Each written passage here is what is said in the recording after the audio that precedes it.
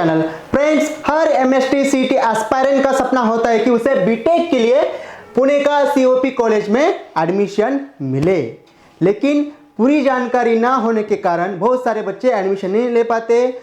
Cut off, intake capacity और fees structure जानना बहुत ज़रूरी है अगर आपको सीओपी में एडमिशन चाहिए।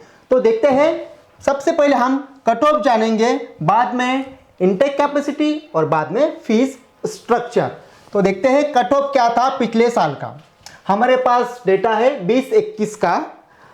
अगर आप डेटा उठा के देखोगे तो open female, OBC female, SC female, ST, highest in male and female, मतलब दोनों का कंबाइन है। एनटी का ये 3 कैटेगरी होती है, एनटी में तीनों का कंबाइन है। और विजय का ये रहा एसीबीसी, ईडब्ल्यूएस और टीएफडब्ल्यूएस। तो ये ईडब्ल्यूएस, टीएफडब्ल्यूएस, इनके बारे में भी आपको मैं डिटेल में बताने वाला हूँ, तो लगे रहो।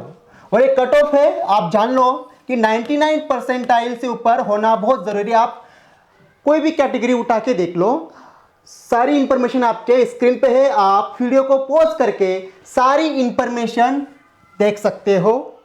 इतनी सारी इंफॉर्मेशन मैं बता नहीं सकता, लेकिन एक बात कह सकता हूँ कि आपका परसेंटाइल 99.70 या उससे ऊपर होना बहुत बहुत ज़रूरी है अगर आपको सीओईपी में एडमिशन लेना है। अब हम जानेंगे इनटेक कैपेसिटी।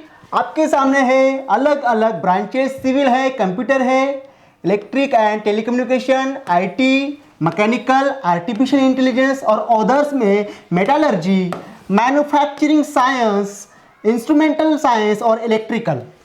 अब इनटेक कैपेसिटी आप देख सकते हो, सिविल के लिए 60, थोड़ा बहुत सीटें बढ़ जाती है, कभी कभी कम भी हो जाती है एयर के हिसाब से। और ये कंप्यूटर का, ये ईटीसी, ये आईटी के लिए तो 2021 का जो डेटा है उसमें आईटी के लिए सीटें नहीं थी, मतलब 0। मैकेनिकल में अगर आपको लेना है तो 120, थोड़ी बहुत कम ज़्यादा होती है। आर्टिफिशियल इंटेलिजेंस के लिए भी 0। 2021 के डेटा में एआई यानी आर्टिफिशियल इंटेलिजेंस के लिए भी सीटें नहीं थी। शायद इस साल हो सकती है, या भी ये अपडेट आएगा तो उस पर मैं वीडियो बना दूंगा। तो ये फीस स्ट्रक्चर होता है 4 साल का। तो इसमें tuition fee plus development fees होती है। ट्यूशन फी और डेवलपमेंट फीस होती है। डरो मत, बिल्कुल डरो मत, ट्यूशन फीस कम होती है अगर आपको प्रॉपर इंफॉर्मेशन हो तो हम वही देखने वाले हैं। आप देखते हैं प्रॉपर इंफॉर्मेशन। ये रहा फीस का स्ट्रक्चर, डिटेल में है। डिटेल में आपको पढ़ना है, वीडियो को पॉज करके। अगर नहीं समझा तो मैं हूँ समझाने के लिए।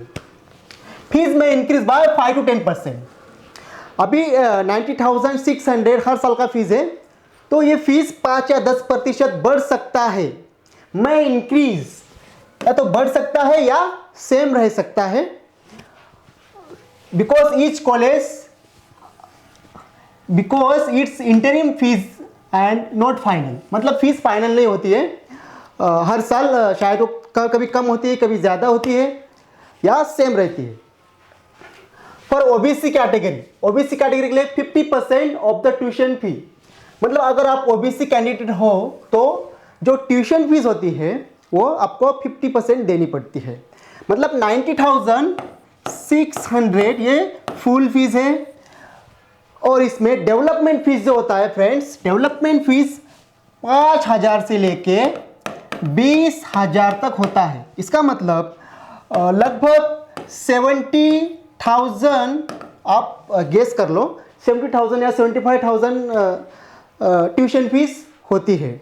तो इसका आप अगर आधा कर दोगे तो 35,000 आपके कम हो सकते हैं अगर आप एक ओबीसी कैंडिडेट हो तो।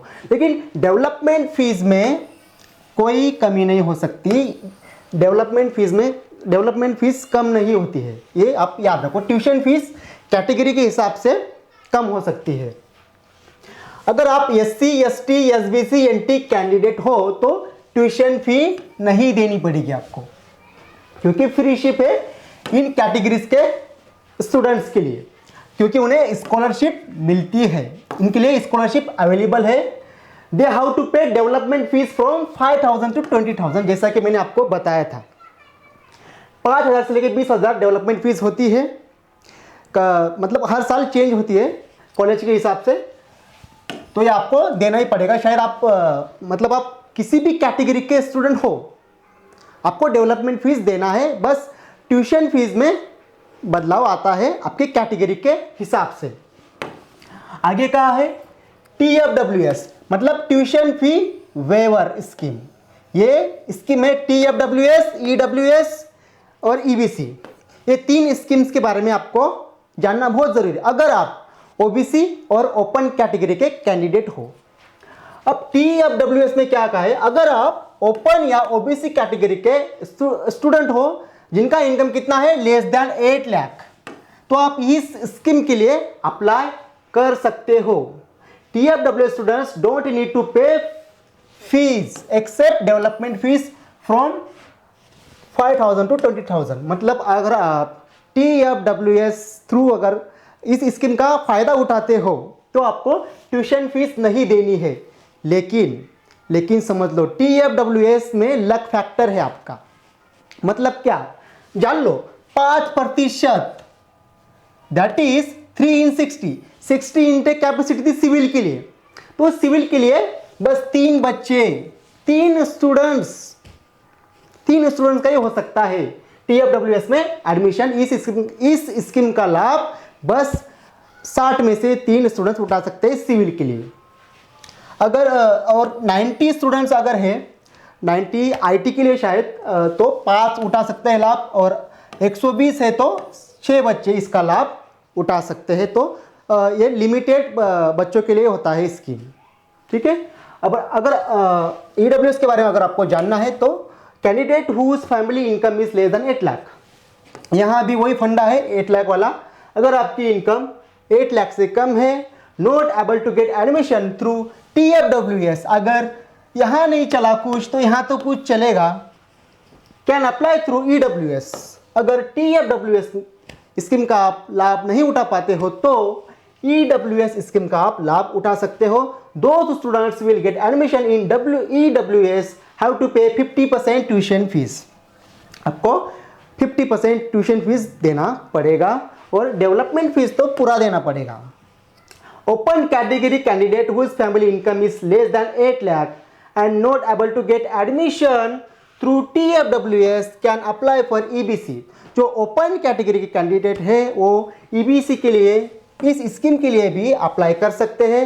Those students will get 50% tuition fees return, मतलब आपको फीस तो पूरा भरना पड़ेगा लेकिन ट्यूशन जो आधा फीस है आपको रिटर्न आ जाएगा। तो ये कुछ इंफॉर्मेशन थी बेसिक जो कि आपको मालूम होना चाहिए अगर आप COP में एडमिशन लेना चाहते हो तो। और रही बात एडमिशन प्रोसेस की, जैसे ही एडमिशन शुरू होंगे उससे पहले मैं इस पर एक वीडियो बना दूंगा और अगले वीडियोस में अलग अलग कॉलेजेस, उनका कट ऑफ, फीस स्ट्रक्चर के ऊपर वीडियो बनाऊंगा। अगर आपको ये वीडियो पसंद आया तो please like, share and subscribe. Thank you.